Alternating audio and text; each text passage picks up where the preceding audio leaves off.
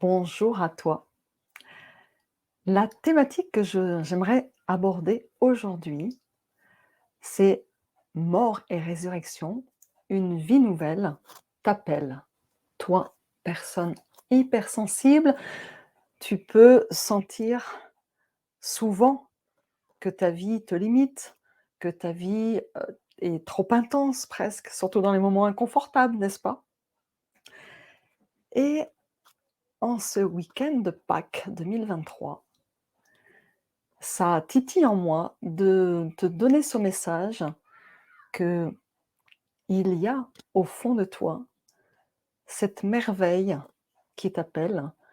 C'est cet appel d'une vie nouvelle, d'une vie renaissante, et je m'associe aux personnes qui vont fêter Pâques, particulièrement de manière spirituelle ce week-end, notamment les chrétiens. Je suis issue de, culture, chrétienne catholique, donc j'ai été imprégnée des textes bibliques, aussi de différentes interprétations.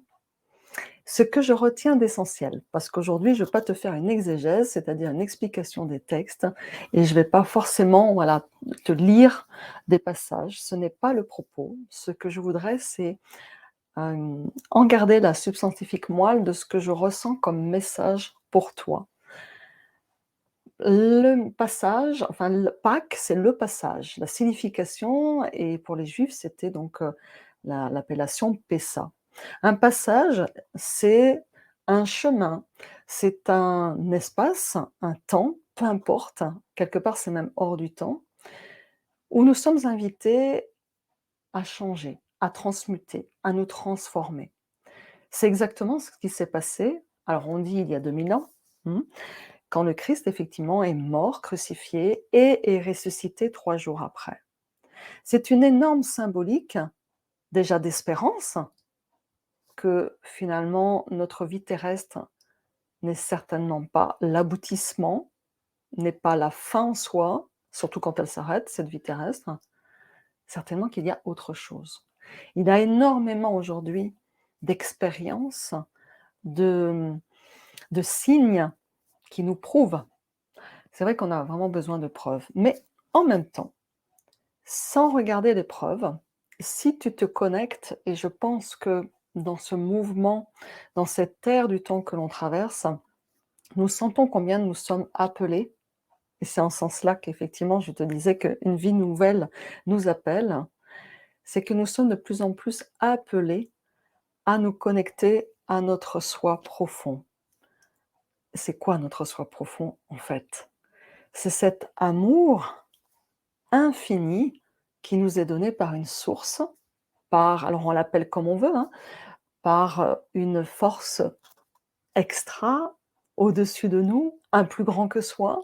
On peut le nommer le divin, mmh, et cette source-là, elle coule sans arrêt. Elle coule chez nous, les êtres humains, mais elle coule aussi dans tous les tous les êtres vivants, dans le monde animal, minéral, végétal.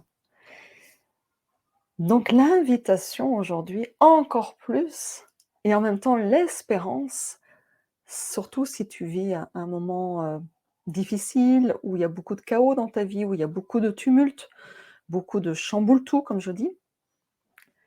C'est une invitation à te recentrer en ton toi intérieur, là où est déposé et là où coule sans cesse cet amour, cette source.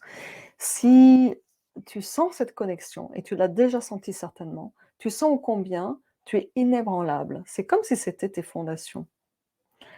Donc, quand il y a du tumulte extérieur, quand il y a du tumulte aussi émotionnel, et en tant qu'hypersensible, tu sais bien que ça, nous arrive assez souvent, si justement on est débranché, déconnecté de notre être intérieur, alors c'est une invitation supplémentaire à faire confiance à cette source et à te tourner vers cette source d'amour, et à, ne pas avoir peur, à avoir espérance, à avoir aussi, hem, confiance dans l'univers, confiance dans cet amour inébranlable, inconditionnel, qui t'aime toi comme il aime chaque être, puisque chaque être est aimé et créé et indispensable. Et ta vie ne s'arrêtera pas aux portes de cette vie-là, c'est certain, puisque cette source coulera sans cesse.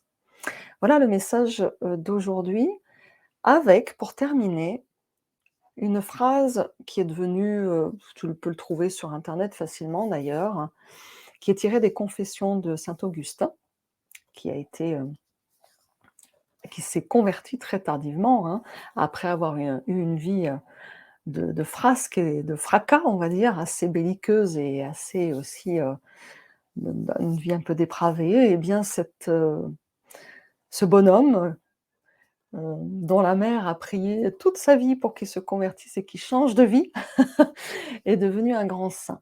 De par ce qu'il a écrit, de par ses inspirations. Il a été aussi évêque, d'Alger à un moment donné, on le situe aux alentours de 400 après Jésus-Christ.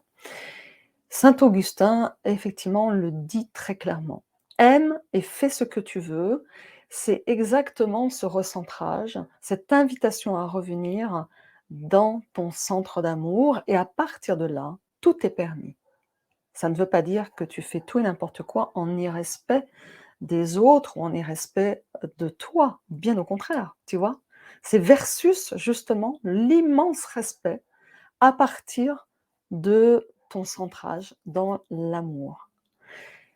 Ensuite, si tu sens que tu dois avoir certaines actions, certaines pensées, surtout certaines paroles, heu, qui peuvent un peu challenger les autres ou te challenger toi, c'est dans une sorte de sortie de confort, de sortie de zone habituelle, c'est pour ton bien ou le bien des autres. Et tu vois la nuance si ça part de cet espace d'amour, parce que tu vas le faire dans une intention d'élever ou de t'élever toi, pour grandir, pour, enlever et te débarrasser de tout ce qui empêche la vie de jaillir, la vie d'éclore, la vie de grandir. La vie, elle est faite pour évoluer. La vie, elle est faite pour grandir et toi, tu es dans cette vie.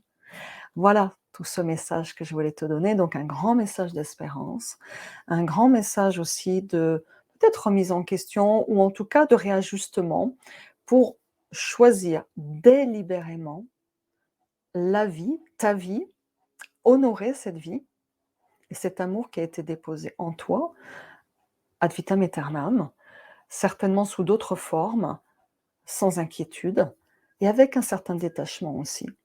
Plus tu es centré, plus tu pourras être apaisé, plus tu pourras aussi sentir que finalement la vie, elle est OK comme elle est. Pas besoin d'en rajouter ou de devenir une meilleure version, non, parce que tu es déjà complètement, tu as déjà tout ce qu'il te faut pour être complètement et vivre.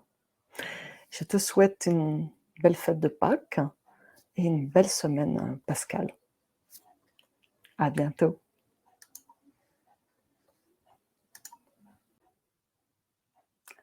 Bonjour à toi. La